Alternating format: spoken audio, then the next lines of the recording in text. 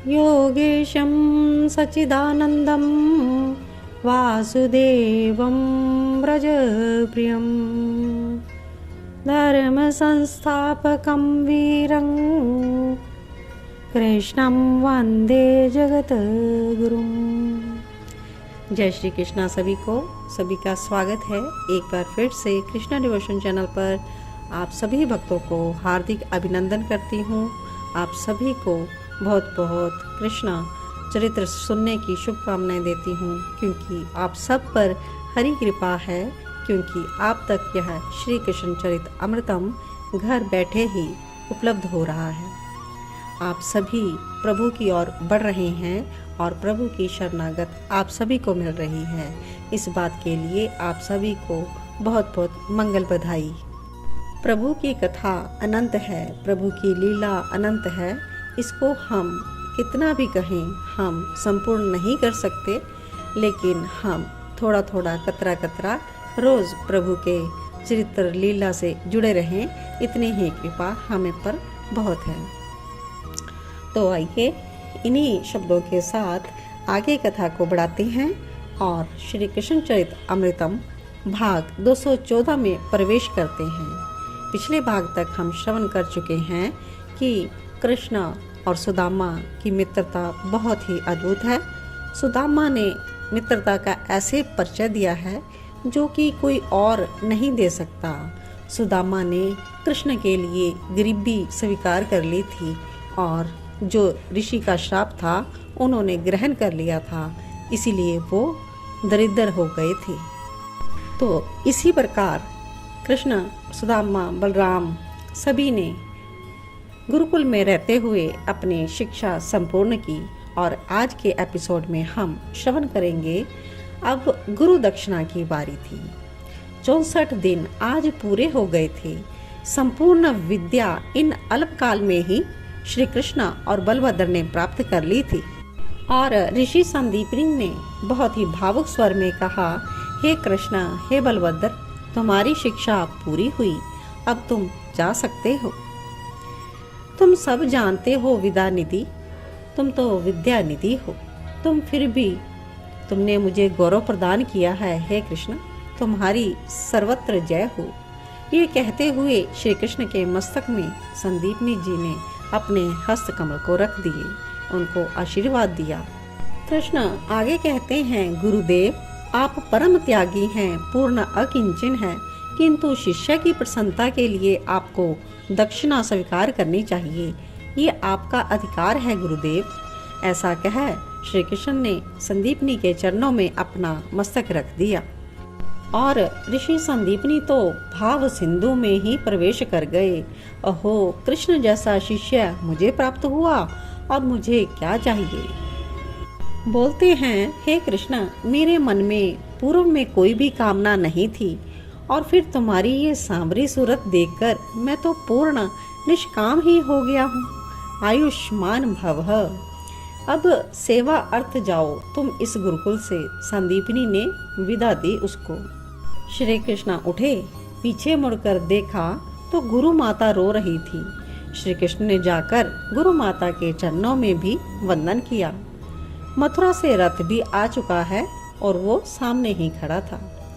गुरु माता को प्रणाम करते हुए श्री कृष्ण बोल उठे, माते, गुरुदेव दक्षिणा नहीं लेते, पर आपका कर्तव्य है। आप माता हैं, इस पुत्र से जो भी चाहो आप मांगिए। श्री कृष्ण की वो मधुर मूरत देखकर माता रो पड़ी। कृष्णा, मेरा एक पुत्र था, तुम्हारे जैसा ही था, पर। और माता की हिलकियां शुरू हो गई। पर क्या माता, क्या हुआ? श्री कृष्ण ने पूछा। गुरु माता ने आगे सब कुछ बताया। गुरु माता कहती हैं, समुद्र के तट प्रभास क्षेत्र में सूर्य ग्रहण के समय हम लोग स्नान करने के लिए गए थे।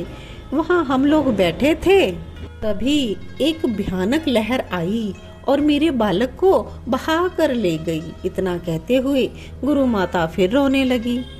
हम कुछ दिन वहीं पर रहकर प्रतीक्षा करते रहे, पर ऐसा कहकर माता चुप हो गई। आगे संदीपनी ने बात को स्पष्ट किया। वत्स, तुम्हारी गुरु माता तुमसे अपना पुत्र चाहती हैं। श्री कृष्ण ने सुदामा से पूछा, क्या प्रभास क्षेत्र का मार्ग तुम जानते हो? सुदामा ने कहा, हाँ। शीघ्र कृष्ण, बलराम और सुदामा रथ में बैठकर चल पड़े। रथ भी चल पड़ा। वायु की गति से रथ चल रहा था। कुछ ही समय में प्रभास क्षेत्र में समुद्र के किनारे सब पहुंच गए। श्री कृष्ण के पास धनुष था और अपार जलराशि लहरा रही थी सामने। सागर को देखकर जैसे ही धनुष को खींचा तो सागर भयभीत हो गया। त्रेता युग को भूला नहीं है अभी तक। त्रेता युग में श्री रघुनाथ जी का वो बाण, इसलिए सागर अधिदेव रूप से प्रकट हुआ था वहां पर। त्रेता युग में जब रावण की लंका में जाना था तो श्री रघुनाथ जी ने बाण चढ़ाया था, तो समुद्र ने रास्ता ना दिया था तो उन्होंने बाण चढ़ा लिया था। तो लेकिन वो डर के मारे तब वो प्रकट हो गया था वहां पर। तो अब त्रेता युग को भूला नहीं है समुद्र और देख रहा है। श्री कृष्ण कह रहे हैं, मेरे गुरु पुत्र को वापस करो, आदेश दे रहे हैं श्री कृष्ण।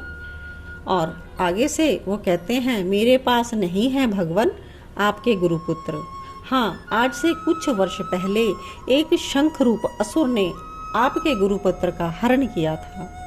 वो शंख के रूप में रहता है। मैं स्वयं उससे आतंकित हूँ। सागर के मुख से इतना सुनते ही सुदामा और बलभद्र को वहीं पर बैठाकर श्री कृष्ण अपार जल की राशि में कूद गए और वो नीचे जा रहे हैं समुद्र के तल पर। तभी वो शंख रूप असुर मिला। श्री कृष्ण के लिए ये क्या था? असुर का तो वध किया पर वहां पर गुरुपुत्र नहीं मिला। पर हाँ, एक शंख अवश्य मिल गया, 5 जन्य शंख। ये श्री कृष्ण के शंख का नाम है। और श्री कृष्ण क्षणों में ही ऊपर आ गए। फिर सुदामा ने पूछा, गुरुपुत्र मिला? तो कहते हैं, नहीं मिला। फिर क्या करोगे कृष्ण? सुदामा भी चिंतित हो गया। तो कृष्ण कहते हैं, मैं अब यमपुरी जा रहा हूँ, क्योंकि गुरुपुत्र अब स्थूल देह को त्याग चुका होगा और वो वहीं पर होगा। बलभद्र ने कहा, मैं भी चलूं? तो कहता है, नहीं। कृष्ण कहते हैं, नहीं भैया, आप और सुदामा यहीं पर रहो। और श्री कृष्ण गए यमपुरी में और वहां जाकर पंचजन्य शंख बजाया, जोर से बजाया। सब कुछ बदलने लगा शंख के नाद से। वहां के लोग शांत हो गए, अग्नि शीतल हो गई, वातावरण में जो नकारात्मक ऊर्जा थी वो दिव्य हो गई। चित्रगुप्त के खाते सबके हिसाब किताब मिटने लगे। स्वर्ग नरक के जीव और प्रसन्न हो गए, बहुत प्रसन्न। ये क्या हो रहा है? चित्रगुप्त ने दौड़कर यमराज को सारी बातें बताई। यमराज समझ गए, मेरे परम आराध्य श्री कृष्णचंद्र जी ने शंखनाद किया है। वो दौड़े दौड़े आए, चरणों में प्रणाम किया और कहते हैं, आदेश भगवान। तो श्री कृष्ण ने उनको आज्ञा दी, मेरे गुरुपुत्र को लौटा दो। पर सूक्ष्म शरीर है मेरे पास, स्थूल देह मैं दे दूंगा उसे, श्री कृष्ण बोलते हैं। तब यमराज को क्या आपत्ति हो सकती है जब सर्वेश्वर ही सब कुछ करने वाला है। गुरुपुत्र का सूक्ष्म देह वापस किया यमराज ने। उसे लेकर समुद्र के किनारे आए श्री कृष्ण और वहां स्थूल देह प्रदान करके उस गुरुपुत्र को संदीपनी के पास ले आए थे। और गुरु माता ने जब अपने पुत्र को देखा तो वो आनंद के कारण झूम उठी, अपने पुत्र को हृदय से लगाए और वात्सल्य रस में खो गई। और कहते हैं, हे कृष्ण, तुमने जो कार्य किया वो सामान्य मानवी नहीं कर सकता। मुझे पता है मेरा पुत्र कहीं खोया नहीं था, उसे शंख रूप असुर ने मार दिया था सागर में। तुमने मेरे मृत पुत्र को जीवन देकर मुझे प्रदान किया है। तुम ईश्वर हो, तुम सर्वेश्वर हो कृष्ण। जगत का आदि अंत तुमसे है और ऐसा कह ऋषि संदीपनी ने कहा, मैं धन्य हुआ तुम्हें शिष्य के रूप में पाकर।